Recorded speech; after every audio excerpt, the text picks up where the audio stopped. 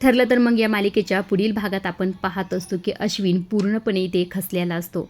त्यामुळे खरं अर्जुन त्याला म्हणत असतो, शांत बस बरं, इथे अजिबात आता काळजी करू नकोस. त्यावर इथे प्रतिमा त्यासुद्धा म्हणत असतात, अरे पूर्ण आजीची तरी अवस्था बघणार आहे, तू जर असा वागलास तर कसं होईल.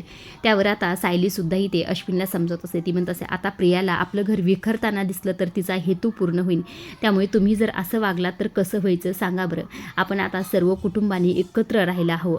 आता इकडे दुसऱ्या बाजूला खरं इथे मेहपत, नागराज आणि त्याचबरोबर प्रियाला जेलमध्ये एकाच गाडीत घेऊन जात असतात.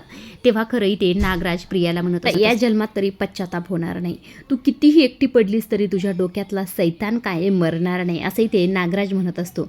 मात्र प्रिया एकही शब्द बोलत नाही आणि प्रिया इथे शॉकमध्ये गेली आहे असं दाखवत आहेत बरं का. आता प्रियाला किती शॉक बसला हे तर आपल्याला पुढे कळेलच.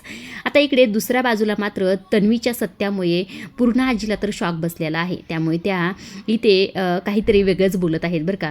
आता इथे सगळेजण जमा झालेले असतात. तेव्हा पूर्ण आजी म्हणतात, तन्वी कुठे. आता कोणीही काही बोलत नाही. त्यावर इथे पूर्ण आजी परत म्हणतात, सांगा ना तन्वी कुठे.